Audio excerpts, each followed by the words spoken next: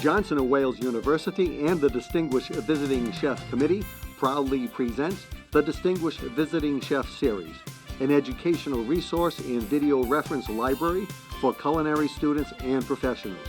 Today's guest, Chef Graham Elliott.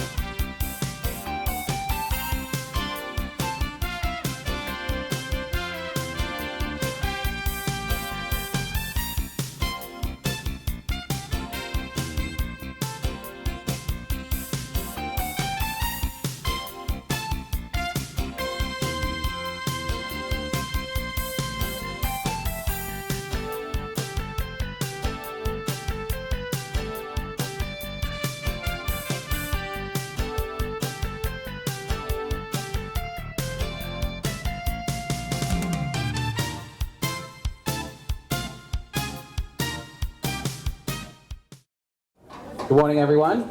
Good morning. Good morning. Good morning. Good morning. My name is Peter Lehmeller. I'm the Dean of the College of Culinary Arts. Welcome to our 170th Distinguished Visiting Chef program here at Johnson & Wales University. Today, we are very, very thrilled to have a Norfolk campus alumni, Graham Elliott, on campus with us today, rejoining us, reconnecting with this university that we all love so much. If you don't know about Graham, if you're not familiar with him from television, please read the brief bio into your packet. There's a lot there to learn. I think if I was a student, what I would want to know, probably 3 questions from Graham today. 1, what's it like to be on TV? Well, that's pretty cool. 2, what's it take to become a Michelin-starred chef? Fantastic question. And 3, how do I get into this business? How do I own my own restaurant? I assume that there's a number of people here who are interested in owning their own restaurant. You have an opportunity to ask that question today. Our 170th Distinguished Visiting Chef.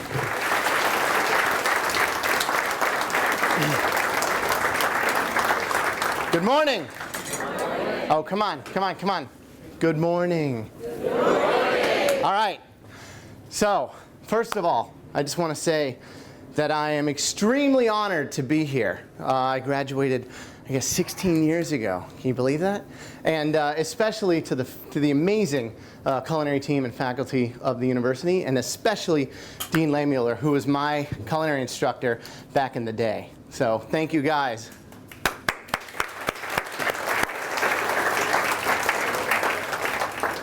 All right, so my name is Graham Elliott, and like I said, I started culinary school in '95 and then graduated in '97 from the Norfolk campus. It's a pretty exciting experience. I had just come out of high school. So real quick though, I want to introduce Chef Jacob, who is coming with me from Chicago.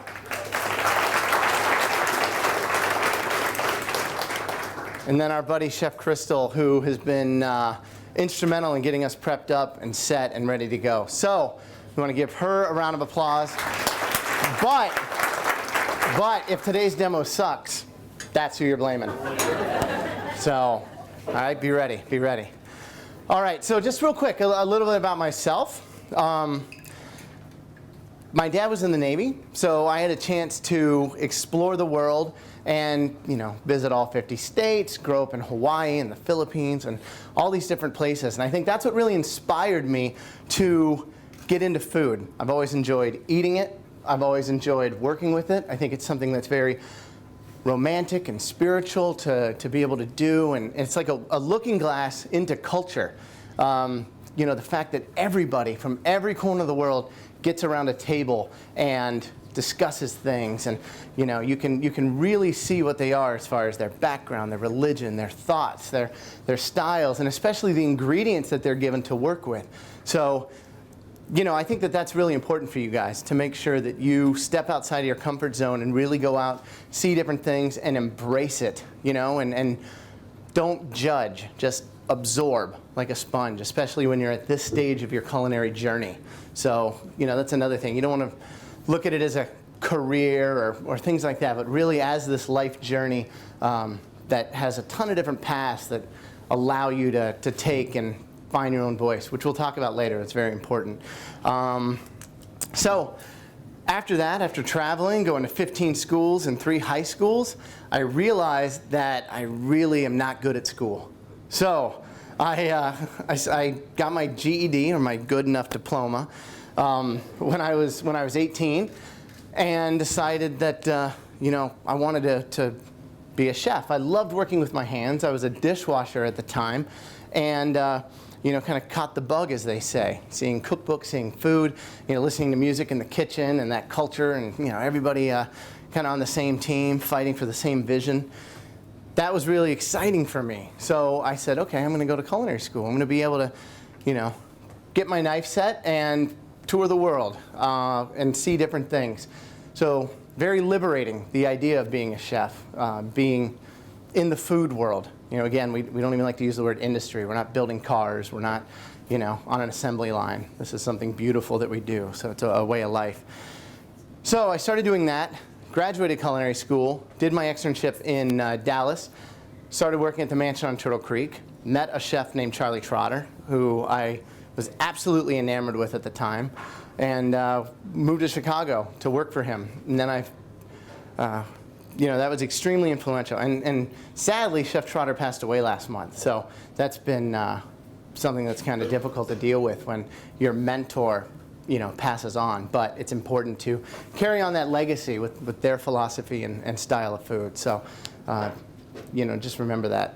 And then after that, I was lucky enough to have my first chef position in Woodstock, Vermont, of all places, which was a town that had 2,000 people in it, and most of them were like over 70 years old. So, you had no one to hang out with, unless you wanted to talk about the Depression and burying coins in the backyard and all that kind of stuff. But yeah, we were like 20 miles from a stoplight, so yeah, it was not cool to be like 25 and living there. So, but it was exciting because that's where I was first noticed. Food and Wine magazine named me one of the top 10 best new chefs. That allowed me an opportunity to go back to Chicago and take over a restaurant at the Peninsula Hotel where we achieved 4 stars, and I was lucky enough to be the youngest 4-star chef in the country. And then that stuff opens a lot of doors and opportunities. So I opened my own restaurant. From there was able to, for some reason, be lucky enough to get on TV, which I think a lot of people now, kind of aspire to, which is interesting, and we'll talk about that in a sec. And that leads me to where I'm at now, which, hard work and dedication, being goal-oriented, and lucky. So, again, all the paths that you take eventually will lead you to doing a demo here at Johnson & Wales. Isn't that exciting? All right, come on. Everyone gets psyched. It's like you're asleep. I'm going to start throwing food at you. So real fast, I think that we'll touch on a couple different things. One, how many of you want to own your own restaurant? Okay, all right. So if you don't want to own your own restaurant, what are some of you looking to do? Because, what does the word chef mean anymore? You can be somebody at home that's a great home chef. You can be on TV and be a TV chef and have never worked in a restaurant. You can be a great chef that never went to culinary school. There's so many different things with that word. So how many of you want to do something other than own your own restaurant? What do you want to do? I want to change how we grow food and use GMOs, and I want to change school programs. All right. Does everyone know what a GMO is? No? Tell them what it is. That's a genetically modified organism, and it's basically what's turning real food into just chemical crap. What do you guys think? Chemical crap or real food? Yeah, well, it's a good debate to have, and I think that it's interesting when you think about, genetically modified food, and so much of what we have already is genetically modified, and, the fact that, I don't know if you guys go and watch, different food films or look online and research, which you should do, because again, this isn't what you do, it's who you are. You have chosen this path, this way of living, on the culinary landscape. So realizing what GMO means, realizing, what the corn industry does and what companies like Monsanto and some of these other ones do, which are good and bad. They are a reason that a lot of countries are able to eat. They create food and donate it and create a lot of different products at the same time.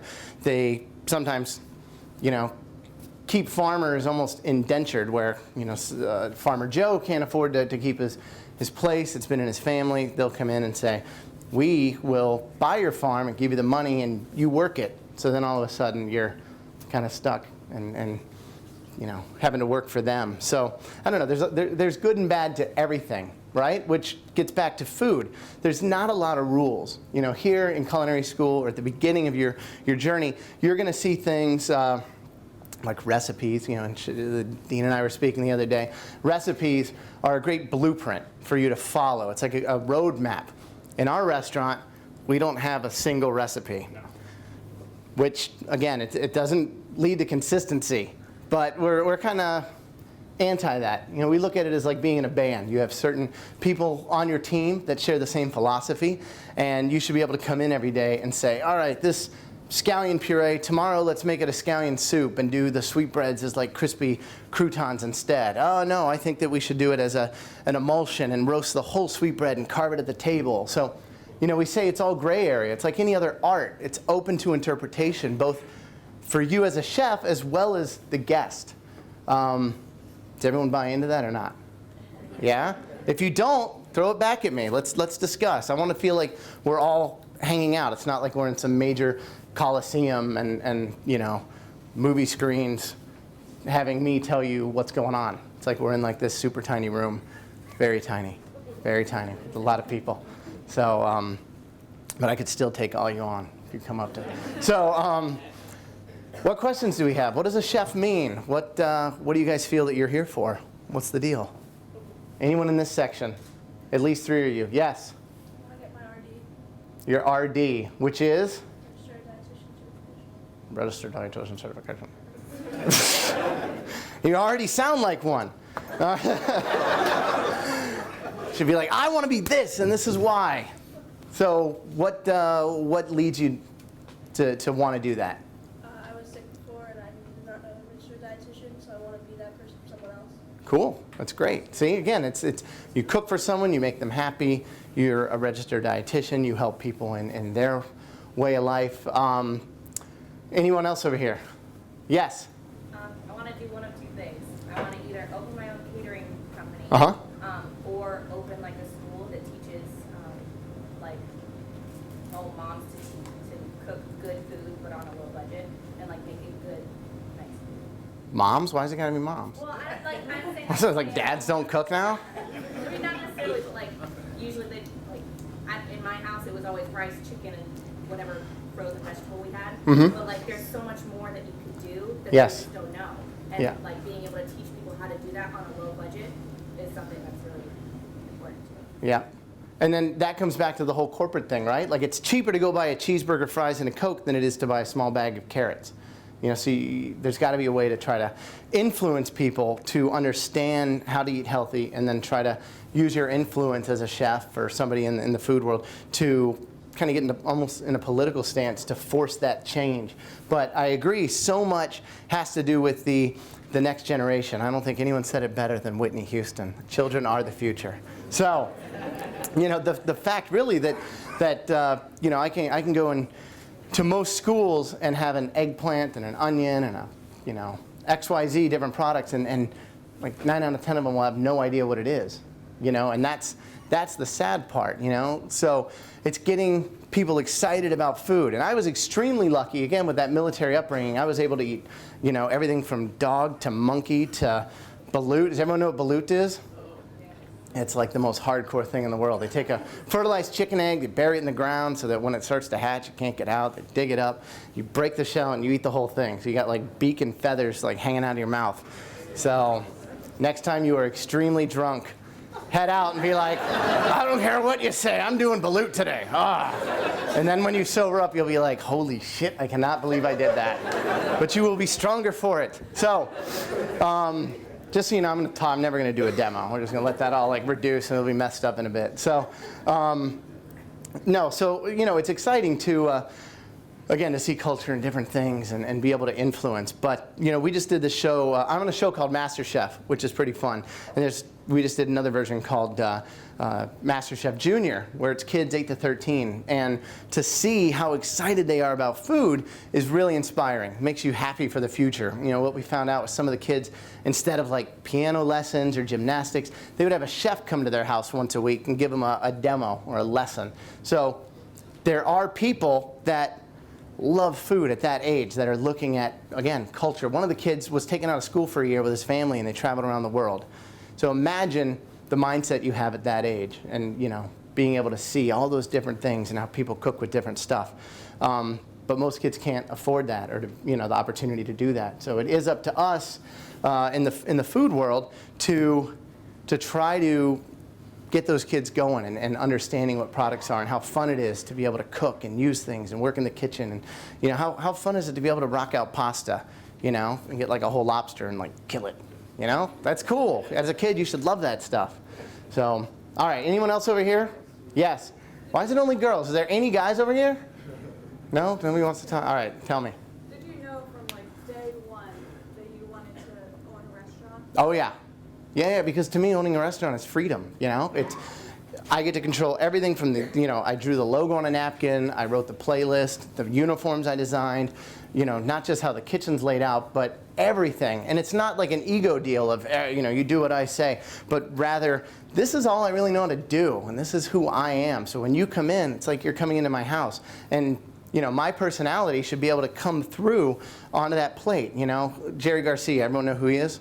Yeah, all right. Well, I hate the Grateful Dead. I hate all that jam band music. But I do respect Jerry Garcia, so, right? You know, we don't like that stuff. Even though one of our restaurant partner guys, it's like all he does. Like, Yeah, he loves to hacky sack and listen to that kind of stuff. You know, in the kitchen. It's not my deal. So, you know, he said, I don't want to be the best guitarist. I want to be the only guitarist. You know, I want to be the only one that does what I do and be original and not copy. Find my own voice. And that's something that we're always going to be working on. So, you know, I think that comes back to it of owning your own place. You don't only get to, you know, put the food on the plate, but rather think of everything. What do I want to inspire my team to do? What's the philosophy behind the way the kitchen's laid out? How do I want the service team in the front of the house to, you know, sell that vision to the guest and get that you know, customer base, you know, that clientele to understand what you stand for so that they can go and preach it. You know, that's really important. So I think owning a restaurant is a good way to do that. Anyone else over here? Yeah. I'd like to be a sommelier. Sommelier. So you're just all about wine?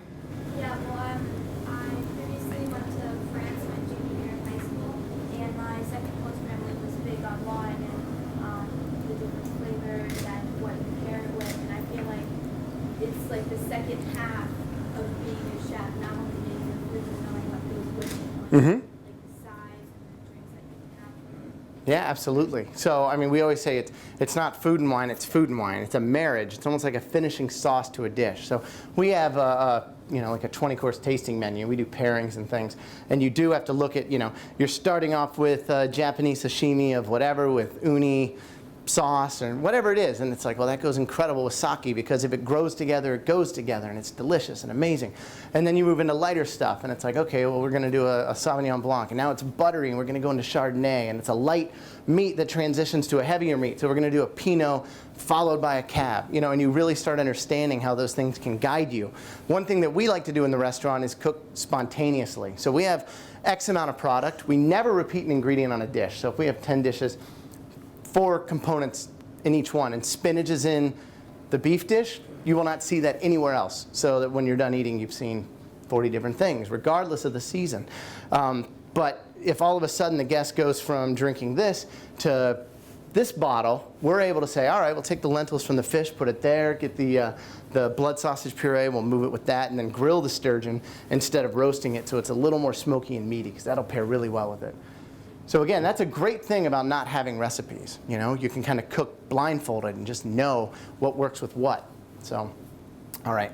Anyone over here? You in the back. You what? Talk up. Barbecue. Barbecue cooker? I can't hear. Barbecue competition cooker. What kind of barbecue do you like? Come on. Dean, what do you think? I think we need more information. I agree. I like the Texas, Okay. and then I like the Memphis dry rub. Then I like the different types of smoke you can use, the apple woods, and different types of woods. Yeah. I like to make my own sauces. Cool. All right. Beautiful. Anyone else over here and here? Yes. I'm just curious how you met Charlie Trotter. How I met him? All right, so I was working at a place called Star Canyon. Down the street was like the 5-star, 5-diamond mansion on Turtle Creek, right? Which everyone aspires to work at, because you always want to work for the best. That's another thing, is making sure that you guys at this stage start researching and saying, like, that chef over there, Eric Repair, he's like the ninja guru with seafood, and I want to learn everything about that. So I'm going to go and make $2 an hour and, you know, look at that as like the next stage of my culinary education and work 1,000,000 hours and just absorb it. I should be paying him to work there because it's like so incredible. So, you know, you do that. So I was working, Charlie Trotter came to do a dinner at the mansion. I called like 10 times, had my sous chef call, begging to go spend the day over there to help out, you know, and I did that. And then afterwards, they went out to dinner and I got invited. So it was just like, holy shit, this is the coolest thing of all time. So I'm 20, right? It's 97. This is like during school, my externship. So I get to eat there, and it's like Dean Faring, Charlie Trotter, sous chef, and I'm like this little kid, like, you know, you're so cool, I love you so much. And what happened was after that, I was just like, you know, I'm going to work for you. I'll do anything in the world to work for you. And he was just like, cool, all right, one day, let's see. So I sent like 100 resumes. I called all the time. And finally, someone wrote me back and said, all right, next week, come, stage with us. I didn't even know what that really meant. So what it means is come and be like a child laborer, like you work for Apple and just like sit in the corner and clean mushrooms for like 19 hours for free, which I thought, cool, I'd love to do that. So I drove 16 hours, I did it, and after 3 days was offered a position if I wanted, and you're paid a flat rate. It was $70 a day, and you came in whenever you needed to come in, which was usually 10 a.m. And you worked till probably 2 in the morning. And what was funny is if you were ready to go home early, like it's 9 o'clock, there's no more rezos, Chef Trotter would call his family and friends to come in at like 10 something so that you still had to stay till 2. It's like an absolute dick move. But it like teaches you that, you never can get comfortable. So, I don't know, it was a really interesting time. But like 10 of the chefs that I worked with at that time have now gone on to open their own things and again, continue that legacy and do their deal. So, but I had a little journal and I wrote down like, tonight I got to work with Charlie Trotter, 10 exclamation points. It was the greatest thing in the world, And last year he celebrated his 25th anniversary and he closed the restaurant.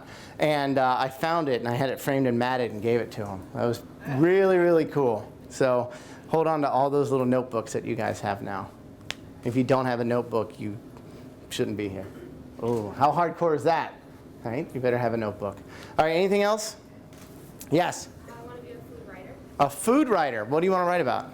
Just descriptions of food, ingredients, why people should try new things. Okay.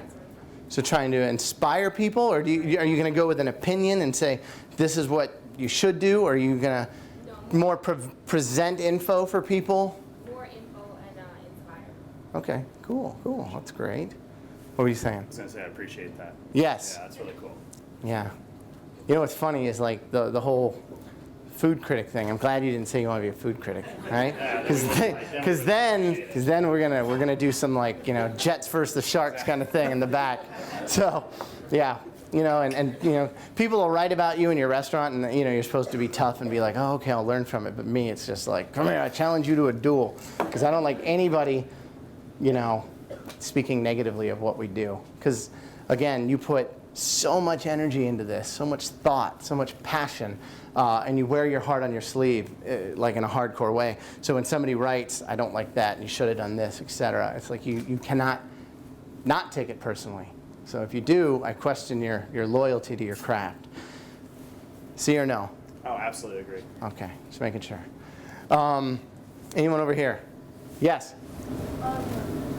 Working in food publication would be awesome, like also contributing, but food styling and food photography, Mm-hmm. those are the three main components of publication. Like touches the surface, but also gets, like it touches the surface of your visual, needs, but when you write it up, it's what it looks like on the outside, why you love it, but there's more to that, how it's created. You get so much deeper into that. I know there's a personal connection for food with a lot of different people, and that's why I'm right here. So trying to be into that. Yeah, that's really funny, though. Or not funny, but it's interesting. Like, the idea of print is kind of dead, right? Everything's moved into this electronic world. So, Gourmet goes out of business, and how many food critics have lost their jobs in the last year? Thank God. And now if only Yelp would go under, like we'll be doing awesome. No, but I've been kicked off Yelp 3 times, just for the record, for not being nice to people. But no, I agree. It's very important to try to get that across. What's funny, though, is the proliferation of blogs now, right? Everybody's got their way of speaking to people and getting into food, which is really, really cool and exciting. It's like a new frontier. So it's really, really neat. Anyone else? Yeah? Well, my sister has cancer, so she's on a vegan, gluten-free, sugar-free diet. So I want to kind of do research, but also develop more cancer patients, like have those food restrictions. So like next year on Thanksgiving doesn't have to eat any later. Spaghetti squash. Right. More tasteful than flavor. No, it's really fun to be able to create and think of things like that. You know, myself, I just lost 125 pounds this year, and to be able to, oh, thank you. But, you know, to be able to realize you can still make things that are super delicious, you know, but you don't need a 12-ounce bowl of pasta, you know, with a pound of cheese on top. You don't need a bucket of fried chicken. You only need half a bucket of fried chicken. Just things like that where you understand, you know, like food can be extremely delicious. A gorgeous poached piece of salmon with a little, you know, some wild arugula and shaved cucumber and a little curry vinaigrette, stuff like that that explodes with flavor but doesn't have all these other heavy things to it. So again, with culinary school, learn these basics and then go off and understand how you can tweak things and change things and make it your own. So, all right, well, we got the little chef part out. Now we'll actually do our little demo, and then we'll talk some more, and then we'll do another demo. All right, so now what are we going to do? We're going to make a mess. I guess that's what we're going to do. All right, get a little pan going. Do you guys have recipes in front of you? Of what it is? You probably want to toss them because they probably have nothing to do with what we're actually making. So we were just told we had to have them. So we just jotted some notes down.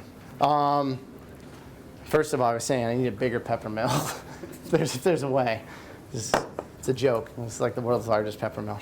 All right. So do you guys know what sweetbreads are? Yes? No? Okay. What are they? Thymus gland. Does anyone know what a thymus gland is there for? What? For eating, that's it. For eat? Look at that guy. Mr. Comedian. I don't think anyone knows. I think it's kind of like what San Diego means in Anchorman. Nobody knows. I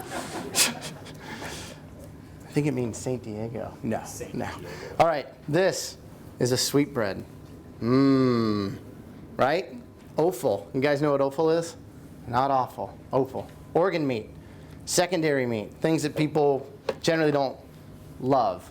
You know, it's think of different cultures again. You know, you've got you know, somebody that has a lot of money and power. They're generally given the beautiful cuts. And then you've got the lowly servant people that are given all the crap. But being a great chef is the ability to transform through culinary magic something that's not beautiful into something super delicious. So, you know, generally people would rather buy like a veal rack than a veal thymus gland if you had the choice. So, but what we're going to do is you take this organ, which we call the gateway drug to organ meat, to offal, right? Once you do this, then you want kidneys, then you want like pig face and, you know, all the other fun things. Spleen, oh yeah, spleen's delicious. Okay, I don't think I've had spleen before. But no, heart's awesome, right? Now, what's the difference between heart and a tenderloin? They're both muscles, right? One's striated, one's smooth. One you can quickly grill and slice. One you have to slowly braise and cook, and but they're both the same kind of thing. So much, just like this. If I told you this is, you know, from a milk-fed veal and it's so delicious and you can make it crispy and beautiful, then you would love it. But if I tell you it's an organ, then all of a sudden there's this preconceived notion that it's going to be nasty. So just remember that. Again, unlearn a lot of what you've been told. All right, so you just peel this membrane off, which we say is kind of like a flavor condom, right? There's no way to penetrate it and get it any flavor because it's like coated in plastic wrap almost. So now you've got this beautiful thing. So now we're going to hide it. It's like being a doctor. So get that out of here. Get it out of here, I said. Oh, all right. So what we did, we clean it, we poach it, we get it all put in a little roll. You guys know what this is? No, it's not a bat. It's a torchon, right? Which means like towel, because you roll it in that. So foie gras, right? You guys have seen, you do your torchon. So we do the same thing. So what we're going to do is take that now, go back and just kind of slice it up. And it helps with portioning as well as just the overall appearance. So you can see now you've got like this really pretty disc. Cool. Am I on camera up there? Jesus, now I'm nervous. I got to do like that Bobby Flay thing where it's like, so I'm like cutting some stuff here, and here it is. and like pull it out from underneath. I'm sorry if Bobby Flay's coming soon to like do a demo or something. Yeah, yeah. And then I put some blue corn tortillas on it and a little salsa. It's awesome. It's cool. I battled Bobby Flay in Iron Chef, and I should have won.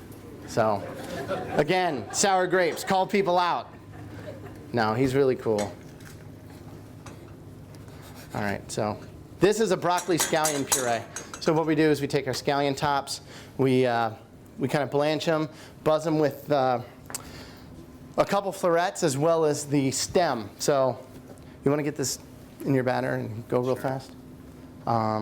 Here it is. What's in the batter? Batter is just simply cornstarch and egg with a little bit of soy sauce. That sounds incredible. Sounds amazing. That's delicious. All right, so we're going to take our stem here. Obviously your florets. What we like to do with the florets is kind of go in a downward motion and just kind of snip these off as so. Nice. So the fryer doesn't work now. That's okay. We've got another one. Do you know why? Because as a chef, you are in the make it happen business. That's what we say. So the magic of having a culinary school behind you, there's got to be like 10,000 fryers going. Somebody's So gotta have a fryer. exactly. There. All right. So broccoli florets, what we do is a tiny bit of olive oil, salt, and throw it in like a 500-degree oven so it gets caramelized, and that keeps you from having to blanch it and then saute it and things like that. So remember, cooking isn't that hard. It's taking something raw, applying heat to it, and making it cooked. It's all the other little things in between that make it magical. All right, so broccoli stem, right? It usually gets tossed. What a shame. Our team, really believe in the idea of taking something and using everything that it gives you. So, you know, we have a dish with celery, and we use celery leaves, branches, stems, and seeds. You know, when you have peas, you use, you know, peas and the tendrils and all that kind of stuff. So, kidding, I'm good. Just making sure you're awake because you guys get quiet in there. All right. How many of you have cut yourself? I better see every hand go up, or else leave school now and go back to accounting. Sorry if there's any Johnson Wales accountants here. All right, so you guys get the idea, right? You go back, you peel, you do your thing. But again, this stuff, the peelings, what do? Well, you use them for your puree. So we do that. Get a mandolin, you shave it paper thin, you hit it with a little bit of salt. This has already kind of been salted, but a little more. Little drip of olive oil, which will be right here. Again, you just want the olive oil enough to kind of coat and give it some good mouthfeel. It's a great word, by the way, mouthfeel. Right? All right, all right. Some toasted black sesame seed. Why do we toast? Because of the oils. You have to develop the oils. Look at that. Look at that. She's going to be running the kitchen in like any day now. Yeah, so in you know, seeds and nuts, there's all this natural oil. By the way, we went to dinner the other night. We had beets with seeds. Beets with seeds. It's amazing, right? How many times do you see seeds on a menu? Don't all answer at once. Just stay sleeping back there. All right. You got some WD-40? I'm gonna get whoever set me up with that thing. Can't believe you did that, Crystal. All right, so this done. There's a lot of water in everything, right? Right? So many of your ingredients, vegetable based, are made up of water, and the salt breaks down the cell structure, which leaches out more water. So get it seasoned, you get it set aside, you let it do its thing, and then you go back to it and you season it again, because it's chemical makeup. It's always changing and evolving. So if it tastes delicious right now, it's not going to taste delicious in a little bit. So all right. Get that, get our olive oil. You guys all know how to saute, you know how to do stuff, but we'll just show you again. Like,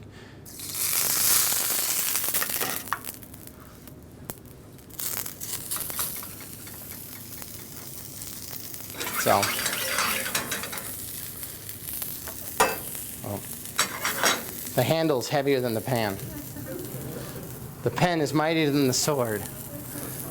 All right, so that, uh-oh, fans just went on. You hear that? Went on. Okay, so that's doing its thing. It's fine. We've got our sweetbreads here. We'll go ahead and just get things plated. So we got this. We got our sauce, which is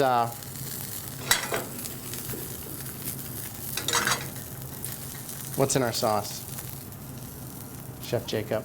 Oh, the sauce is just broccoli puree with a little bit of scallion and sesame oil, a little bit of soy, and fish sauce.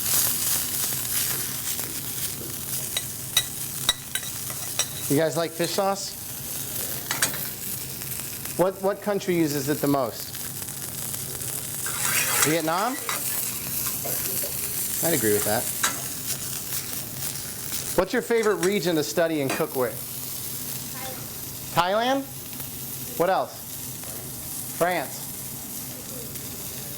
Italy? Israel? Italy? I don't hear anyone saying like Zimbabwe or... Latvian? Yeah, Latvia, exactly. Ukrainian? There's no fans of cabbage and potato anymore? What the heck? All right, so our broccoli's doing its thing. We'll go back, we'll taste.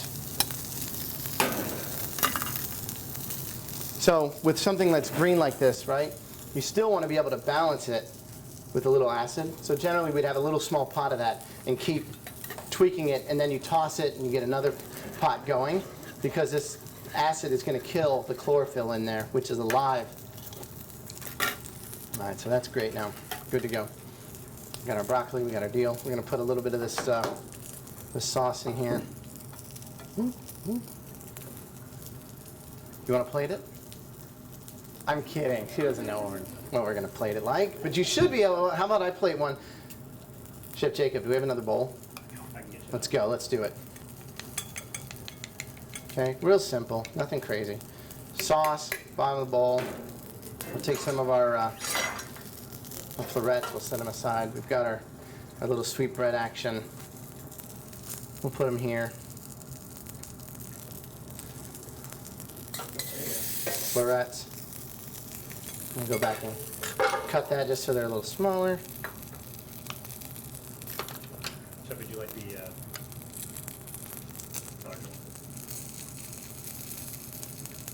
You know, I love the idea of making the food look as if you were walking in the woods and stumbled upon it. It's very natural and not, you know, a dot here, a dot there, and, you know, make sure you guys do it like this. It's not fun, so. Tell them what's in our Kung Pizao sauce. Kung Pizao sauce. Actually, the recipe is pretty similar to what I actually wrote down on your sheets there. Wow. But I didn't measure anything. So what you It's guys- got the same ingredients, but it's spicy. We also add a little bit of lemongrass, the black sesame seeds, cilantro, fish sauce, ginger, lime juice. What else is in there? Honey.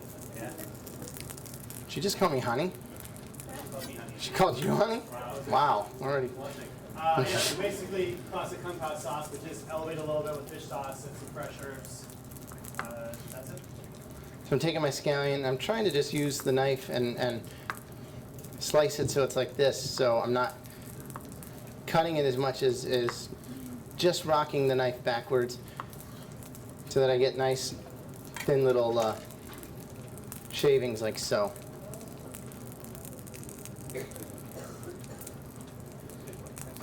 And we go back with this. We take our peanuts. You want to talk about the peanuts? Peanuts. So we get raw peanuts, and then we smoke it lightly over. Where's the barbecue guy? Over Applewood. So we just use a pan smoker. You start your smoke really low, cover it, and basically turn it to the pilot, and let it smoke for about 20-30 minutes. And that way, when it's fully smoked all the way through and crispy. If you put it on high smoke, it's just going to simply turn black on the outside and then be raw and goopy in the middle. So that's basically all there is to it. Then we season a little bit of salt and crush it up. All right. Ready? You get to plate it up now. Oh, we're using sweetbreads. Yeah, I'll get the sweetbreads going. Ready? Go ahead. Which way do you get This is called being put on the spot. Your parents are here in the front, so make sure you video all this. We're gonna try this in the back. This was not planned, so. No. Okay, you don't have to copy mine. Go ahead and use that one now. This is fun. This is being able to create and have a great time. Show me who you are. It's just like. And there's no getting it wrong. We're gonna put our sauce down. Yeah, you can like splatter it everywhere. Do it. Yeah, do your. Look at that. Look how beautiful that is. So he's getting that going. You've got some florets here that you can put on the plate. I'll cut your scallions for you. Isn't that beautiful? Did you do that? She did that. It's prettier than my plate. I'm going to say that that's mine.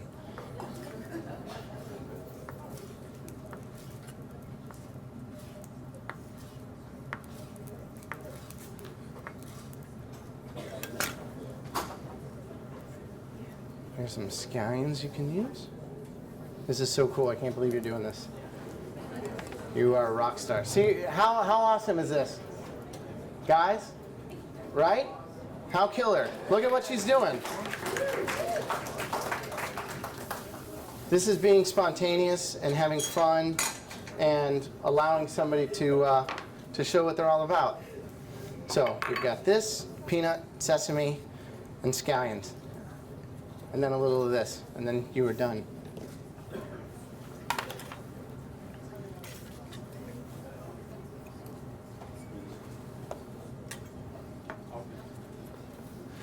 And then real quick, do you want to tell people why you were up here instead of everyone else?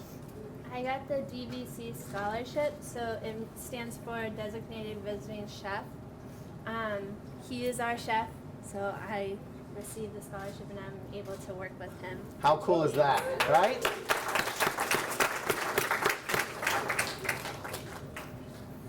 Beautiful. And again, we were in the back prepping, doing this stuff, and this is, again, being spontaneous and having fun. This is kind of what we do in our kitchen. Hey, what would you do? How do you do that? Well, maybe your plate looks better than mine. Well, how about this? So now, look at what she was able to create, and using that plate as a canvas and having fun. That's what is so exciting about food and cooking. Using the whole plate. Now you just got your scallions. Now we can just set all this aside, get it out of here. Get ready for our next deal. You got your little, oh, you already put them on. Look at that.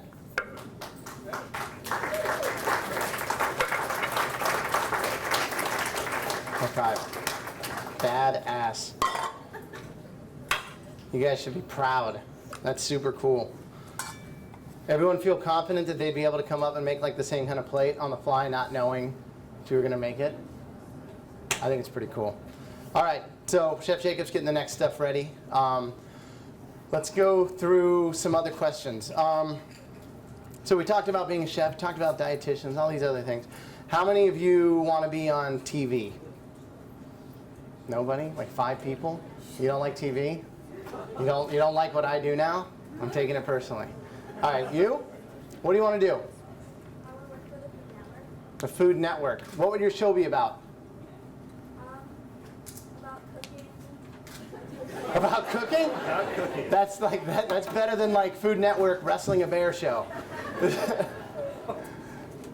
So cooking, like certain region or style? Cooking with your family. Okay. Passing down great recipes. Yeah. Cool.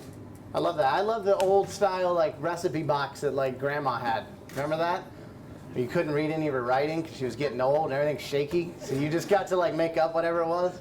I don't know, that's how my grandma was. She's like 150. What else? Anyone else TV? Yeah, what would you do? I want to like travel and just learn flavors, teach people, inspire them to get excited about herbs, foods. That's awesome. All right, anyone else? Yes. I think I just want to travel. Coming to a new country to learn about food, I kind of realized that I need to learn a lot. And there probably are 1,000 other countries, more than 1,000, who have so much So much happen, and I think we know a lot of different cultures. That's great. Anyone else? Yeah, barbecue. Hunting game? That's cool. I guarantee that that show would get picked up, especially because of the whole Duck Dynasty thing. You could be like a guest chef on Duck Dynasty, and like beard puree with a roasted deer head or something, antler sauce. Who else? Jeff, I had a question for you. Yeah.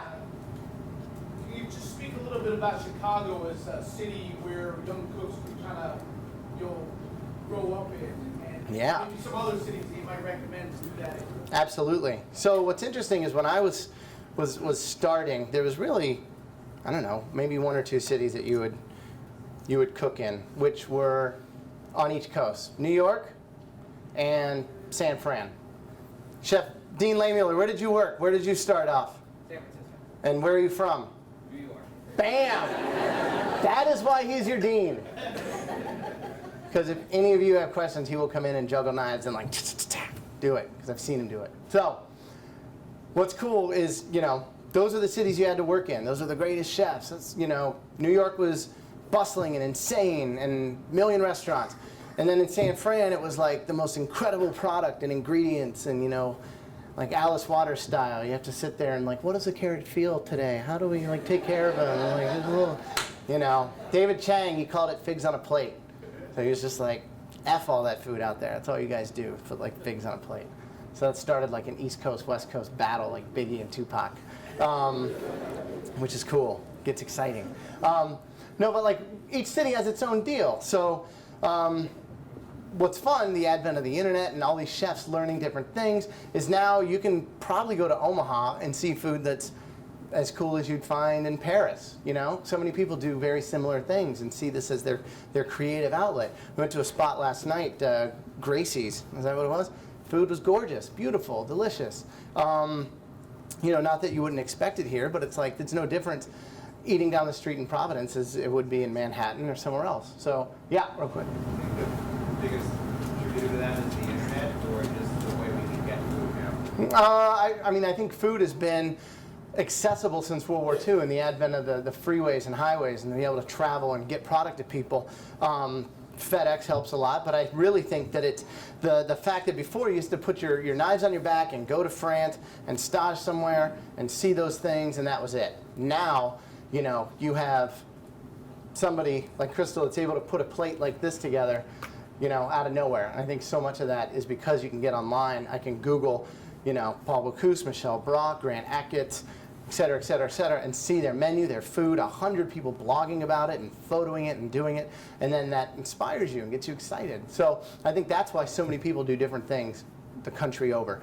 But back to Chicago, what's interesting is it all comes down to economics, right? If you want to open a restaurant, you need to know money, how to get investors, sell people on your vision so that they want to be your partner, right? Unless you've inherited a ton of money, there's not a lot of ways to go and get that. You can't go to the bank and say, I've got an incredible idea for a restaurant, give me some cash.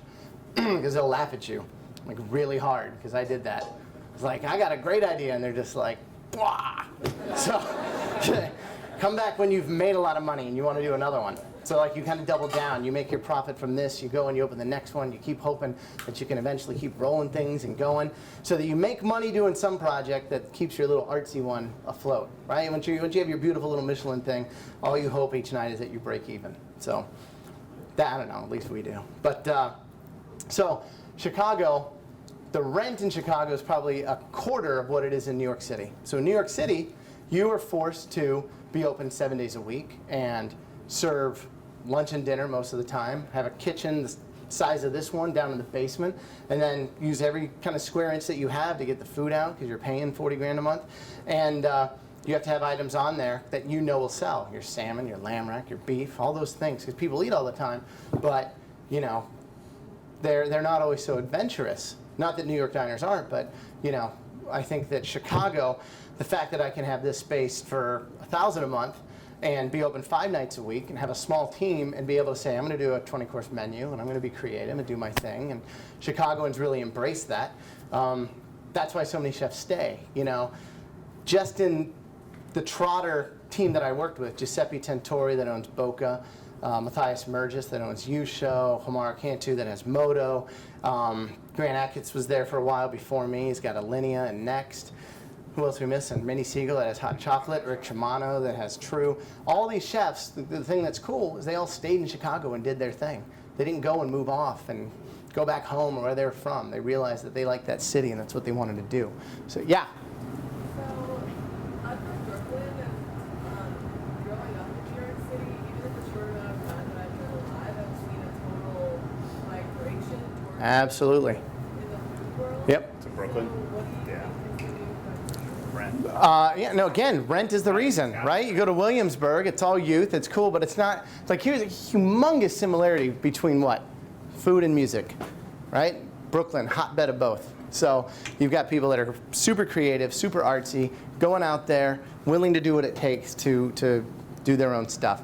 So Brooklyn now is expensive as New York City.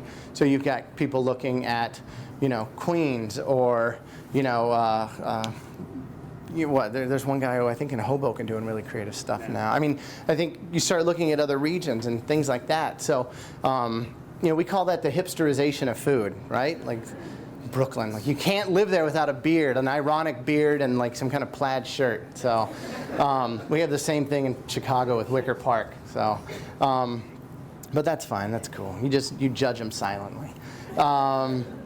But what's really interesting is the artisanal movement, bakeries, chocolate. Not just I want to work with chocolate, but I'm going to get my own cocoa beans flown in. I'm going to do them myself and then make my chocolate, and that dedication and passion to the craft as well as where it comes from and what it's all about, how it represents you. Those are the things that are going on now, and hopefully you guys have that same vision, so that when you're out, when you leave school, it's like, this is what I'm doing. I might have been taught this, but I really want to do that. Or maybe I'm going to take the knowledge that I got from school and apply it to this, because that's who I am. It's what I'm all about, and it's a way to upset my dad. And I'm sorry, I have dad issues too. No, I'm kidding. I'm going to get tattoos of like a pig with all the cuts of what it is, and there you go. Yeah, no. But really, like everyone that comes into the restaurant, right? What do? You take a picture of it, you put it on Twitter, Instagram, what have you. You're proving that you were there and you ate it, which is funny because I used to not like that, and now that's what I do, because I think it's, I love photography. That's my thing, music and photography, to be able to get psyched about. So I think that you see that in Brooklyn, you'll see that in other new areas. Minneapolis, I think, is super cool right now. There's certain cities that you go to open a restaurant and make money, and there's places you go to be creative and artsy. So, and not that they don't go hand in hand, but a lot of times you kind of choose your path of which one you want to do. So yeah, what else were we talking about? Open a restaurant? Yes, Dean. So then I'll go first for this person. Okay. How did you get your first restaurant and get noticed? Okay, so we had a restaurant in Chicago, Avenues. That's where I, the 4-star stuff. And it was me and like 3 people, and we're cooking, we're doing our thing. There's 6 seats right here. And what we're cooking, we're talking about, you're interacting with people. And if you don't know how to interact with people, then you're going to be extremely limited in your opportunities. A lot of chefs, myself included, I've always had a pretty outgoing personality because I moved every 2 years and had to like meet people all the time. So the idea that you want to hide in the kitchen and just do your food and not talk to guests ain't gonna happen, right? You got to go out there and be like, what's up? All right, cool, you want to do this? Great, well, let's do this. Let's send you an extra course because you don't seem super psyched, or you're kind of conservative. So now eat this pig face. You're gonna be awesome, you're gonna love it. So then hopefully next time they come in and they're like, just cook for me, do what you do. So I was cooking, I'm doing my thing. One of the guys up here asking me about food and what I do and where I'm from, and came in a couple times, and he overhears, anybody that works in a restaurant, you generally don't like the restaurant you're working in because you're always thinking of the next step. So you're like, this place is cool, but I want to own my own thing because then I can do this, right? Except you, who loves what you do, working with me at the restaurant. So you better not be plotting. But you're doing your thing, you're cooking, you're talking to people, and all of a sudden he's like, I hear you want to, do a restaurant and everything. Like, why don't we talk sometime? It's like, all right, cool, I'd love to, of course. Then he gives me his card, and he's like he's like one of the heads of J.P. Morgan. So you're just like, yay, someone with a lot of money. So, because if he gave me and it was like, Jim Smith construction company, he'd be like, I'm not calling this dude. No, construction's No, I'm kidding. No, you're right. Construction's good. Because they have a lot of connections to people. Okay. Anyway. help with the build out. That's right. That's right. So, what you do is, you speak to them. Again, you sell the vision. You tell them what you want to do. You work with them. You give them a business plan. You give me this much money, I will make you this much. This is what I want to achieve. This is how we're going to do it. And you show them, and you're prepared, and you know what questions they're going to ask. When do I get my money back? What's the benefit? How many partners do we need? How are we going to raise that capital? Et cetera, et cetera, et cetera. You get that, you start your deal, you go and find a lease, you find a space that you know that you're going to be able to make money at based on your projections and what other restaurants are doing and what style of food you're going to do, and you're forecasting your check average and covers and all these things that, again, you live by and you can prove, and you sell that idea to these investors, and then you go and you do that. And then, you have an option when you're making a lot of money. If you don't like them, or if you want to just, do it on your own, you can buy them out. If you love working with them, you say, let's take this $1 million we made in the last few years, and let's go open another restaurant, and let's see how that goes. And then you start working, and you take over the world. So it's cool.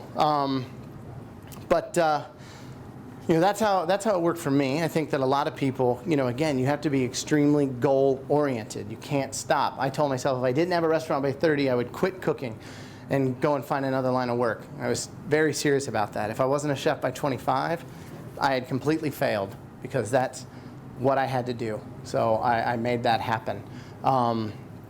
So what else? Owning a restaurant, the relationship with the guest. You want to do everything you can to bring them along on the journey that you're on. You want to please them and excite them, and at the same time, sometimes you're never going to win them over. Our restaurant's really loud. We have a lot of music. We get to curate the Lollapalooza Music Festival. Cook for all the bands. Get to hang out. We get to pick what restaurants are there to sell their food to 300,000 people over the weekend. So we do a lobster corn dog, and we sell close to 20,000 of them. Right? Who doesn't like deep fried lobster with on a stick? Anything you can put on a stick, people will eat. So, there's a lot of cool outlets. There's a lot of similarity between those. But our restaurant, very loud. Servers and cooks wear the same uniform: jeans, Chuck Taylors, and a T-shirt, so that they can switch around. If I need a busser to help plate something, I need a chef to go out and describe a course, we can do that. There's no rules. It's very, very fun to go in and say, oh, that's what you're supposed to do? Have linen and beautiful silver and great china and candles and flowers? No flowers. Screw your candles. Get rid of the tablecloth. And what did we open with for china? Oh, IKEA plates. $2.50 a piece. $2.50 a plate, right? Every dish from dessert to your first course to your entree, done on the same plate. Done. It's my little canvas. That's it. So you break the rules, right? If it's not broken, break it.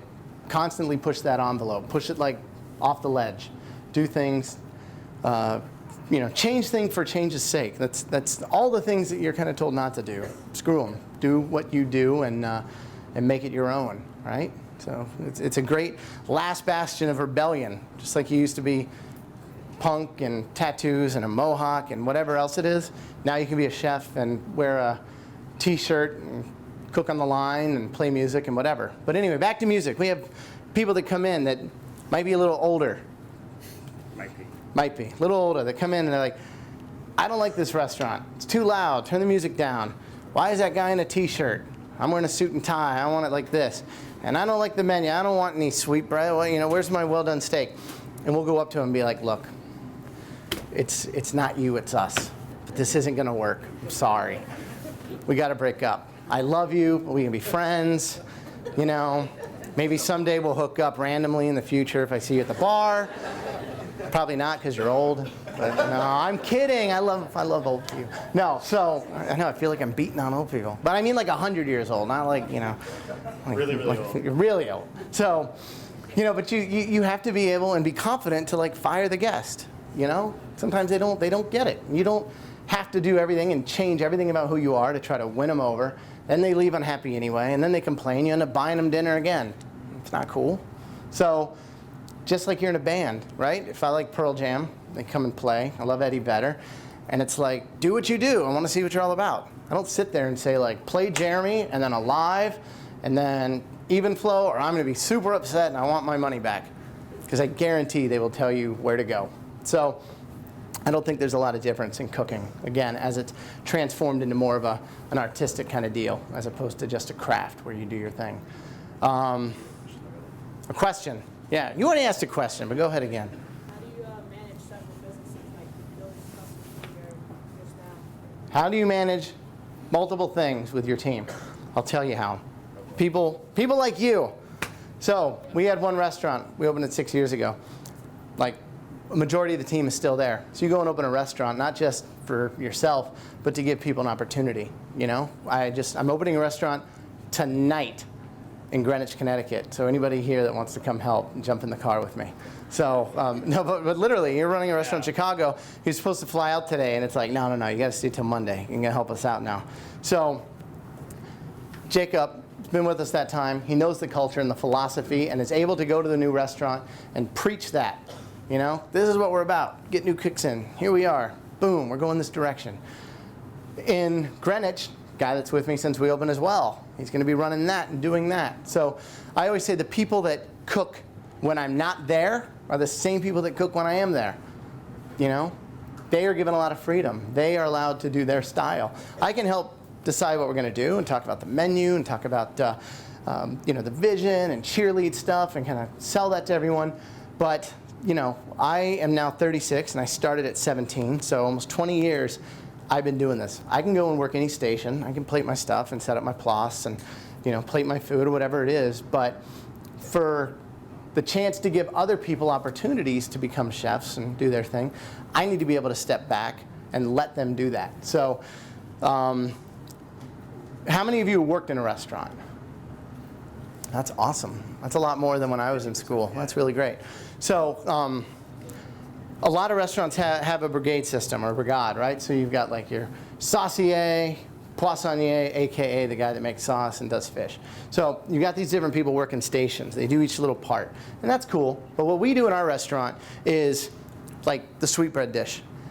The guy that makes that, or the girl, is coming in, ordering the sweetbreads, telling the chef, hey, we have 40 on the books tomorrow. I need like 3 sweetbreads. That's all I need. Comes in every day so that everything's as fresh as possible. Clean it, they do it, they make it, they do the sauce, the veg, the prep, everything for it. And then at night, they are the ones that cook it and plate it. Then after that, they are the ones that completely scrub down their station. So they are there for 12 hours a day. If you don't like the sweetbread, that's the person that has trouble sleeping that night, because that is them on a plate. So fish guy does that, meat guy, they oversee every part, sauce, starch, veg, protein, what have you.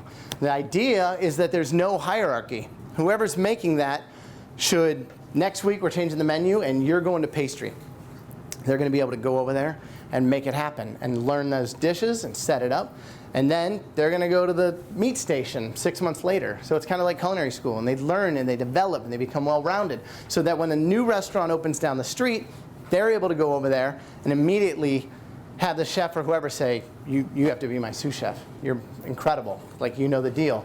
Because you understand how to think out of the box and not just be a robot that sits there and says, okay, chef, what do I do next? What should I do? You know, I ran out of broccoli sauce. What should I do? Versus, chef, I'm out of this, but I got extra scallions. Is it cool if I like make a different puree? Can we tell the servers that? All right, awesome. What about the sweetbreads? You think we can baste it instead and like put bacon studded in there so it gets like a different flavor? You cool? Let's try it tomorrow? Great. That's what you want. You want to create chefs. You don't want cooks that just do what you tell them. So, you know, that's how we run things. And again, that gives opportunity when you do new projects to have people that you know understand what you do so that you can step back and do other stuff. What else? Yeah? Especially as a student, you talk about the importance of, is it more important to have a steady job, someplace where you can work consistently, or take this opportunity to bounce around and work in as many places as you can, and also the feasibility of it? Yeah, I think it's interesting. You do whatever you can afford. you know? If you can find a way to go and work at certain restaurants, I'd say pick 3 chefs. You know, West Coast, East Coast, Central. I want to go work for Danielle. I want to work for Thomas Keller on the West Coast, and then, you know, I want to do something in the Midwest. I'll work for, you know, Charlie Trotter, Paul Cahan, whatever you want to pick. And you go and do that. And maybe you do, you know, most chefs will demand a year from you. It's kind of like, if you don't work a year here, then you never worked here. You know, because I'm not going to invest all this time in telling you what we're all about and bringing you along. And the minute you really get it, you go and you take that info somewhere else. So it's like, okay, 6 months I'll tell you what's up, and the next 6 months you give back. So you do that, you realize culinary school is the springboard to do these things. You get into those restaurants and you go for it. You know, if you are committed to only living in Charleston, that's where your family's from, that's what you do. I want to work for Sean Brock and McCrady's and be a sous chef and then move up and maybe be the chef of Husk or whatever his new project's going to be. You commit to, I want to be here for like 3 to 5 years, and you're the mentor and it's who I want to be with. Then you do that. But, you know, that's what makes your journey. So you decide what you do and how much you can afford to do it. And then you see where you're at with your life and you go from there. But remember, each step you do and what you do is, like, again, leads you to that next opportunity. Working at the Mansion on Turtle Creek is what got me in the door at Charlie Trotter's, which allowed me to go to Vermont and become my own chef, which in turn allowed me to come back to Chicago, which allowed me to open my own place. So every single step that you guys do and what's on your resume, it's like when you go online and post all your selfies, everyone will be able to see that in the future. It's kind of like your work life, your journey on paper. When I see that resume, it's like, oh my God, he worked here, here, and here. Even if it was like stage, prep cook, what have you, I know that you're dedicated to whatever it takes, doing whatever it takes, and you're not concerned just with making money and having a title and all of those things. And that's who I want to invest in. What do you think? Same thing? Yeah, absolutely. Absolutely. Yeah, I think it's important. All right, so what other things? We're going to do our demo, I guess, real quick. Last thing. Question? Yeah. How did you transition from being a restaurant chef to working on TV? How did I go from being a restaurant chef to a TV guy? Well, I was saying I'm goal-oriented. My thing was like, I have to be on Iron Chef. I don't know why, I just wanted to be on it. So I got on, and it was really fun, and I thought it was entertaining. And then the people from Top Chef saw it and said, you want to be on Top Chef? And I said, well, you know what? If I was like 5 years earlier in my career, I would like to, but I'm kind of already doing what I'm doing, and I'm fine with that. So, you know, the casting directors, they liked what they saw. You know, you're fun, you're great on TV, et cetera, whatever. So I passed on that. Then a new show happened like 2 years later called Top Chef Masters. They came back. Do you want to do this? It's for charity, you know, if you win, you don't, it's great, whatever. I'm like, all right, cool, let's do it. So I did that. And then when MasterChef happened, they saw that tape. Gordon and I had worked together when I was 20. I have a picture of the two of us. I'm like, oh, Gordon, you know. And it was pretty funny because Gordon can effing rock. Yeah. I mean, like, He is no joke. absolutely no joke. Which is funny because, again, there's so many chefs I won't say by name that look really pretty on TV and they can stir their pot and do whatever. But Gordon will make 100 souffles and then jump over and roast 100 pieces of salmon and then butcher 100 lamb racks like that, like a ninja. So it's super, super cool to be next to somebody that you respect like that. Not just their work ethic, but that they can get in the trenches and do it. So, you know, the chance to get on that show and to work, and we all got along great. And it was, you know, not just this crazy, let's put them in the jungle and make them cook with a stick and all that other stuff, which we eventually do by season 4 anyway. But, you know, it's like you're going to work with amateur home cooks. You're going to be able to inspire and talk about what you do and you know, be nice to them. That's my thing. I like to be the Paula of the judging panel. And you know, I call it a compliment sandwich, where it's like, you know, I really love what you did here. The idea is amazing. I would have made it a little crispier, so next time you can kind of, you know, add a little ice water and make it better.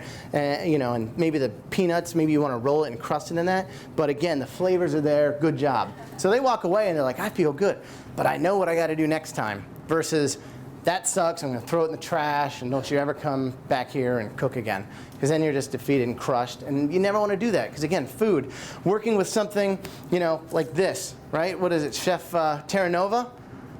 right? And that the guy got his own like herbs and everything growing up there. It's like badass, right? So you got someone like that making their own stuff. And then you have a farmer harvesting an ingredient and you're dusting the dirt off, and you bring in the kitchen, you peel it, you smell it, it's amazing. And then a rabbit that died yesterday for you to work with it, not by its choice, but it still died nonetheless. So you were going to respect it. You're going to use every part of it. I'm going to butcher all the cuts. I'm going to do a little rack and then like stuff the leg, and I'm going to braise this and make a reduction from the bones and use it, and make a puree from the liver with the kidney, and like use everything because it gave its life. And now you do all those kind of things, and so when you can explain that to a home cook, whether it's a stay-at-home mom, a lawyer, a doctor, a truck driver, whatever it is, from India, from China, from the South, from the Pacific Northwest. So it makes this country amazing. The fact that there's so many different people and varieties and ethnicities and religions, and that all comes through with the food that you put on a plate, right? We always say that that plate should tell me all about who you are. I should know everything about you by that food. That's what's really exciting about being on the show. So there's a trade-off. It's like, one, sometimes you have to promote companies or products that you don't really believe in, but at the same time, it's like politics, right? Like, I have to push this legislation. It's what I stand for. I have to do it. I don't like this, but I know that if I agree with that, I get their vote, and I can get this thing done, which is more important than that small thing. So it's the same deal. If I can get across to 6 million people that food is beautiful, and that you can make this, and it's healthy, it's exciting, it's flavorful, use these ingredients, but at the same time, you kind of have to be goofy and, be a certain character almost and do all that. The trade-off is worth it. So, that's how I got into it. That's why I stay in it. And, I think that, again, it's how do you get a message across? You cook because you stand for something. Just like if you're playing music, right? You're playing your guitar, you're Bob Dylan, you're doing your deal. You play in a small club for 50 people. You have a chance to play for a couple hundred. Then all of a sudden, you're Bono playing in front of like 1 million in a stadium. And Bono has used that power to like talk about AIDS and hunger and everything else, which, again, it's such a smart way to use that as a soapbox to preach and get across to people. So I think that, same thing with TV. Why do I want to be in a kitchen cooking for 20 people if I'm able to explain what I love and why we do it to millions? Anything else? Yeah?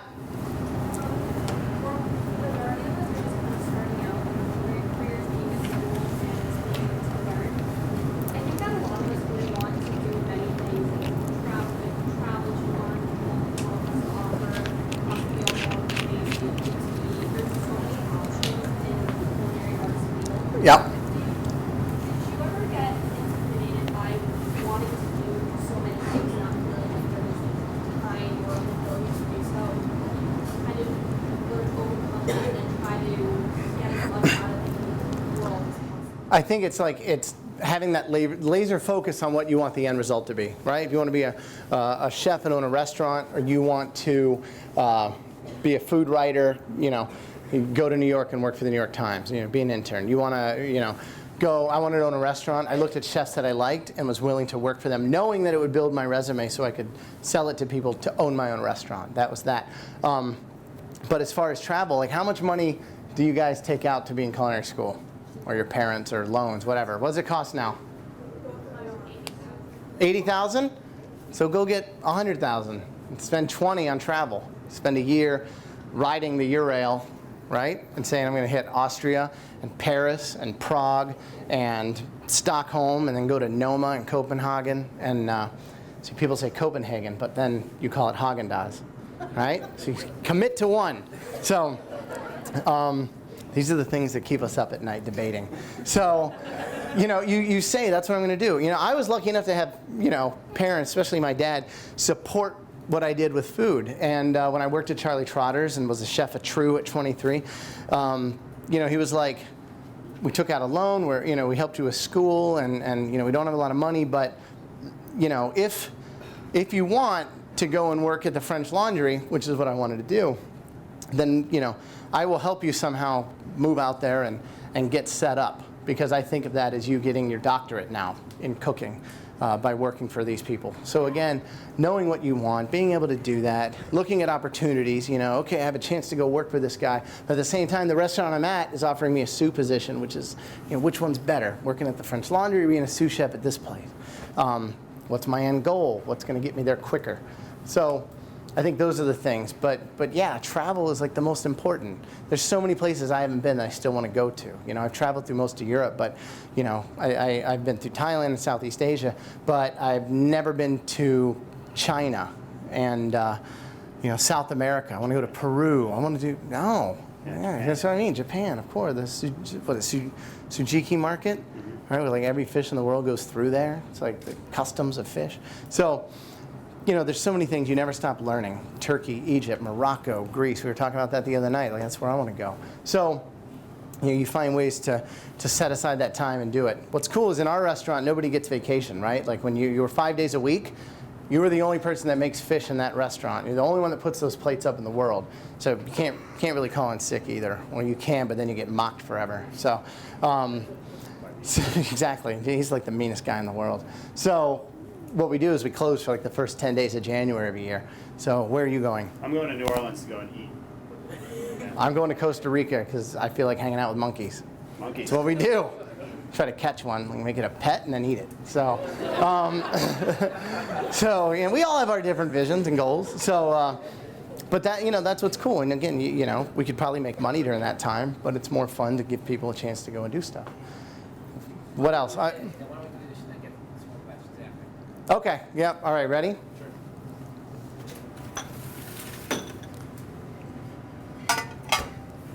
So basically, we'll just walk through. You want to pull that out? We've got a couple ingredients. The idea, again, is taking a dish that everybody knows and being able to put a spin on it. So what we're doing here is bagel and lox. You guys like bagel and lox? Yeah? What's the difference between gravlax and smoked salmon? What? Speak up. Come on. All right, you want to tell them? One of them's cured, one of them's smoked, right? Anybody done garde manger? Oh, you're all friends? Okay. Chef? Please explain to the class. Talk about gravlax. One of them's cured, so the salmon would be cured, and then the other salmon is smoked. If you cure the salmon, it puts more salt because it's resting in salt, so it's packed down so that the flavor's a lot more intense. The moisture's not in as much to say. It gives it a completely different flavor. It's awesome. No, high five you. Awesome. All right. So there's not a lot to this, so we're really just going to kind of plate and talk about that. But with the terrine, we take smoked salmon, we slice it really thin, and then a terrine is basically the shape here. And what we do is we use a lemon butter to kind of go with that, right? Salmon's fatty by nature, so it's naughty by nature. So you paint it. You use not because I hate you, yeah. So you use the butter as like a glue. I'll give you a horseradish butter. You can do it with sturgeon, smoked sturgeon, what have you. So when we slice this, it should be, a nice little layered effect. So I'm gonna.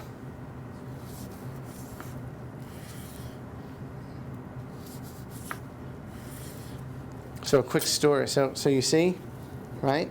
Pretty. All right. So one thing that was funny is when I worked at Charlie Trotter's,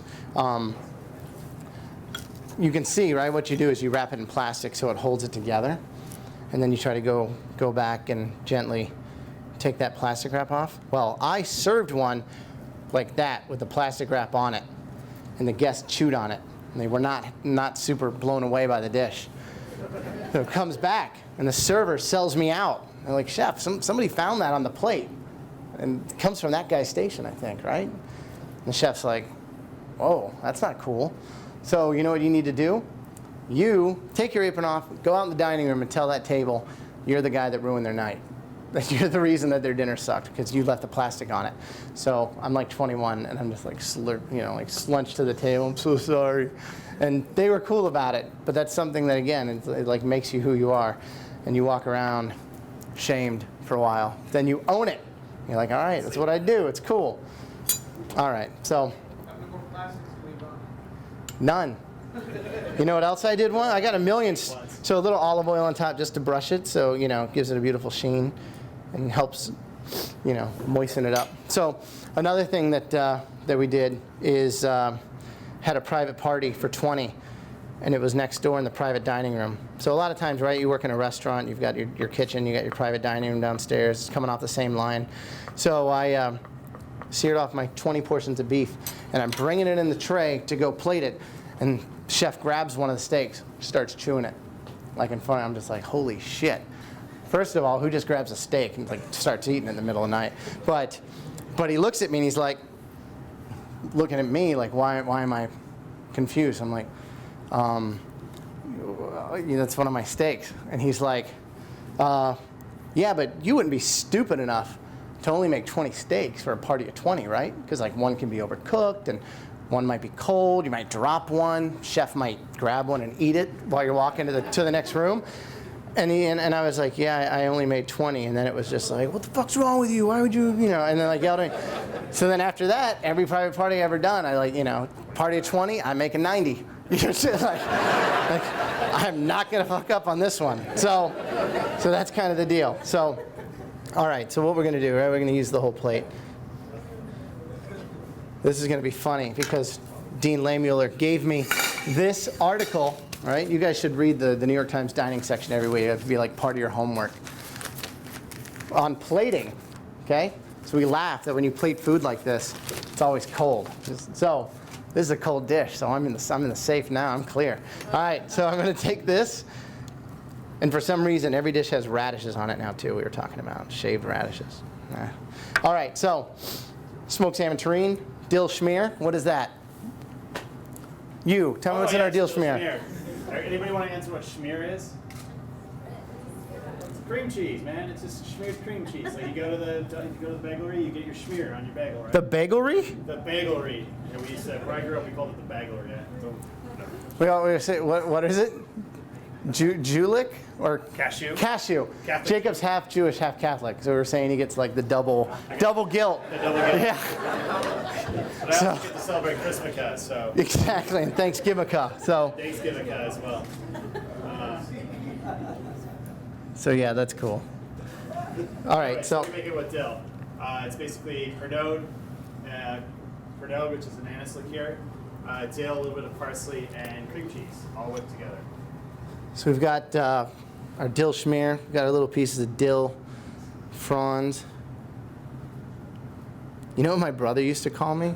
He's 5 years older than me. He called me dill hole. I don't even know what that means. Won't you shut up, dill hole? Thank you. Older brothers, I don't know. It's always mean. All right, so there's our 5 little things. So we also have, what else goes with a dill, right? You got like your shaved red onion. So we made an onion marmalade instead.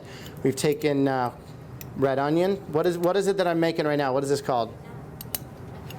Quenelle, exactly. Not a quenelle, right? It's not Quebec, it's Quebec. All right, so making my little quenelle. Make note of that, guys. Quenelle. Yeah, quenelle. So it's just a way to make a nicer little shape of something. So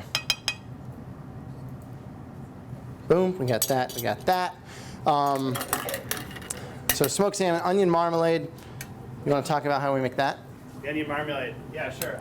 Onion marmalade is simply shallots, red onions, cooked down with a little bit of honey, sherry, sugar, and red wine vinegar, and then we just throw some aromatics in there. It could be anything. I like winter spices like juniper and cinnamon, star anise, and then we do like fresh bay leaves. And then here are everything bagel chips. So bagels that are sliced really thin, they're toasted with a little bit of butter. And that's going to give it texture when you bite into it. So some of these pieces. All right, and then we're going to go back with our dill holes. And just kind of garnish our plate like so. And again, that idea that you're walking through the woods and you stumble upon it and it's nice and natural. And I was thinking, like, what is it? The Ross guy? Happy little cloud here. Little this. Little happy tree. Little happy tree. That guy had the greatest fro of all time, and it was produced to where you didn't know if it was like 1975 or 1990. All right, so then a little olive oil. Just kind of doing your thing. World's largest pepper mill. Use that. So just, and then, so there we'll have that. And then you can do other things like fried capers or caper powder, or egg yolk sauce, or quail eggs, all those kind of things. So that's how you make that. So any questions on it?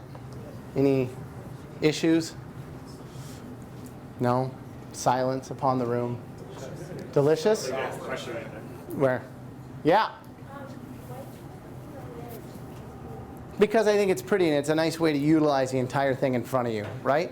Just like thinking out of the box, to be limited to only putting food in that one little spot doesn't make it as beautiful as using the whole thing. So I think if I put it down in front of you and it was just that center deal, it looks like everywhere else. So make it a little prettier, and again, like walking in the woods and tripping on it and just having it look very natural and pretty.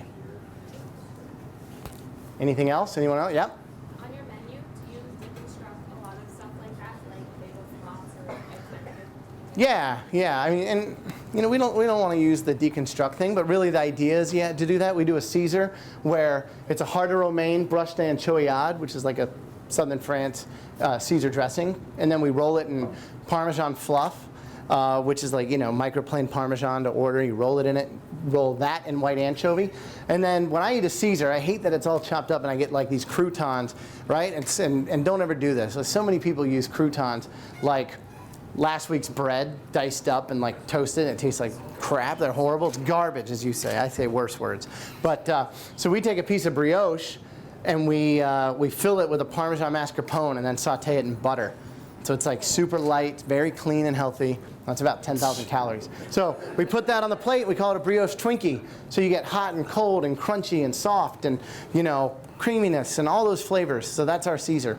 We do a stroganoff where it's peppered spätzle, truffle puree, roasted black trumpets, peppered creme fraiche, and a braised short rib, right? So you see beef stroganoff on the menu, then you get that, and you're like, holy shit, I didn't know it could be that good. So, that's how we do stuff. We like to undersell, over-deliver.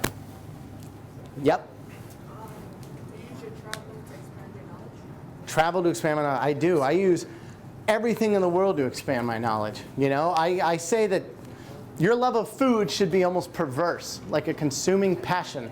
You get to a stoplight and you see it red and you're like, cherries, rhubarb, apples, currants, whatever. I feel like I can make these 5 dishes out of it. Just like when you walk into the cooler, your requisition room, the market, whatever it is, you should be able to come up with 100 things based on what you see. You should be able to be blindfolded and know what the season is based on what your palate's telling you.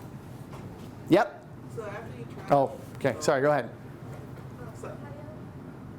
Fight, arm wrestle. I'm going to see a cage match. No, go ahead, go. after you travel and you open up and you learn all these different types of cooking methods, well, how would you open up your restaurant and say it's what type of restaurant? Would you just say it's What's your name? Jocelyn? Jocelyn? Jocelyn restaurant. We do Jocelyn food based on who you are and where you've been. You don't want to be fusion. You don't want to be, unless it's like you spent 20 years in Thailand and like you can open a Thai restaurant based on that authenticity, cool. But that's what you do. You make who you are based on those travels. And you constantly use that. So, being in Rhode Island, we were talking about how incredible the seafood is and all the things that we've seen. Maybe we'll go back and do a cool dish based on some of that stuff. So, what did you necessarily say that we are a seafood restaurant? Right. We're Graham Elliott's restaurant. Yeah, we have our own style. Have you ever worked as a private chef, and if so, how was that experience? I have not. Actually, I have. You have? I have, just for a short stint. It was an interesting challenge because you have to. Well, I mean, one of the reasons why I left it is that you don't really have that creativity with that. Like you're kind of confined to what your person wants. Like they want macaroni and cheese, you make them macaroni and cheese. You try to make the best macaroni and cheese, but that's what you're doing. You're really kind of catering to a family's needs. Indentured servitude. Yeah, there's challenges to that. There's some fun challenges to it. Just. But you get to travel, right? Talk about Andy. I mean, like if you do that, you can. It also opens you up to like doing. What does he do? The guy that we work with. Working. I was gonna say working on a yacht, like a private yacht. You can actually travel the world. You're on the yacht for both the crew and then the owner of the yacht, which usually is probably a multimillionaire or a billionaire, which means or a pirate. Or a pirate. You never really know. Somali pirates. You could be smuggling kilos of cocaine and don't not know it, but it's. Sorry, I went there. The whole point of the story is you get to go from port to port, get really amazing products, get to see the world, and you're cooking for these people. But once again, it's all about what they want. You present them a menu. It might be something very creative, and they'll say, "No, I just want grilled tri-tip with smoked onions tonight," and that's it. But it could go either way. It really does open you up to a lot of opportunities. Dean, is there anything that you want us to hit on that we haven't talked about with cocaine and pirates and music and? Thank you for that sentence. Yes. No, I think the students have really brought a lot of different things. I think one thing that we did talk about was philosophy, which is just because you can do something doesn't mean you should do something. Yeah, we had a good time. We've gone to dinner the last 2 nights, right? So we've like rebonded. We talk about everything, and that's important to do as chefs and mentors and people that you look up to, like Dean Lehmuller. So to get to it, we were talking about molecular gastronomy, right? The two like those words suck. I think so because they like makes it sound like you're working in some creepy lab, doing weird food. So we look at those as techniques, different things. Everyone know what Activa is or transglutamase? It's a meat glue. It's a naturally occurring protein that allows you to glue things to each other, right? As long as there's not fat in it. So I can take turkey breast, piece of ham, piece of chicken, piece of skate wing, what have you, sprinkle this stuff on it, and it sets it up. It glues it. So, there's ways to do that. You can take a ton of scrap from whatever it is, lamb bellies, whatever, roll them and glue them together and have a gorgeous little roulade of like lamb belly, right? And you're utilizing it and making money from it and things like that. But the fact that you can glue a chicken face to like a fish fin, because you can, doesn't mean that you should, Like, and that's what's so weird is that so many chefs now, I think it's driven by ego and like, look how cool I am and how creative, and I'm going to make a foam out of that with frozen sphere of what have you, and what should be cool, which again, getting back to like the whole deconstructed thing, this is Bagel and Lox, and you get it, and it's really fun. You shouldn't have to rely on that as like a crutch. Like, look at how cool all my weird little techniques are. Because if you think about it, hollandaise is the same thing. Like, I took an egg yolk and warmed it and then like emulsified this butter and it held and it's so cool. And that was exciting 100 years ago. It's just as cool now. So, that's no different than putting something in a ISI canister and shooting it and making gas, make it lighter. So there's so many different ways to use things, but at the same time, a lot of it, getting back to your GMO stuff, tapioca maltodextrin and xanthan gum and all this has been used for years in giant companies to, so that you can put it in a salad dressing and it makes it look not separated, so it's more visually appealing, but it means it can sit on a shelf for 40 years. So you can use that in a kitchen. Sometimes it's good, right? You put a tiny thing in a sauce, it holds it for a little bit, but you use that as like a technique and not something that defines you and that you have your servers go and explain, here's all the craziness that we did and weird stuff, because it's 9 times out of 10, it's not delicious. I think food should be tasty at the end of the day. So, is that good? Did we hit that? One more question? One more. Yes, sir. Jeff, I'm kind of really enamored by the availability of convenience food in the industry. How do you feel about that? Did you go to a store, you can buy cheesesteaks already made, potato salad, soups and everything like that? I think it's killing us. I think that. The other day I saw like packaged hollandaise, which I know all about. I'm just saying. And you see all that stuff, and is it hurting us or is it advantaging? Is it advantage to the consumer? I don't know. I guess you can see both ways. Like if somebody's never had hollandaise and they can't afford it and they don't know the technique, maybe buying a packet of it and tasting it can make them think, wow, this is so amazing. I'm going to go research it and find a way to make it myself. And that's what's cool now, right? Is people not just going to restaurants all day, but like I have a ton of friends that like the fact that I'm a chef, and it used to be like, come cook for me. And now it's like, guess what I did? I bought a, leg of lamb and I butchered it and I roasted it with rosemary and all these things. It's so cool. So it's like the more people are exposed to things, it's great. But as a chef in our business and our livelihood, you know, to see a lot of this stuff made and sold wholesale and done and it's pretty nasty, right? It's not very good.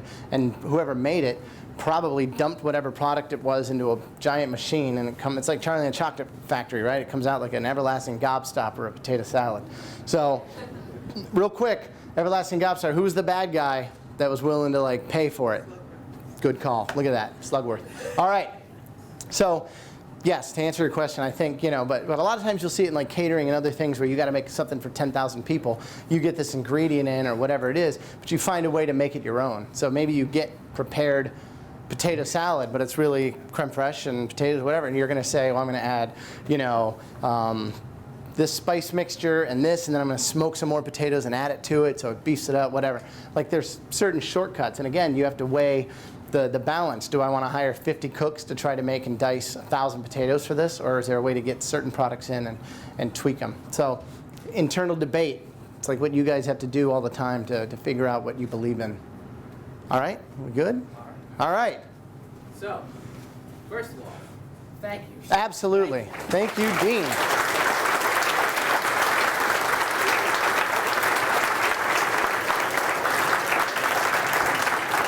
It really was absolutely fantastic, and we really very much appreciate you taking the time to be with us today. You did hear Chef correctly. There is a restaurant that he is opening. There's a soft opening tonight, and he is here with us today, instead of being at that property. So that is an enormous commitment on his part to give back to his institution, and we deeply, deeply appreciate that. I'd like to congratulate Crystal on receiving the DVC scholarship. And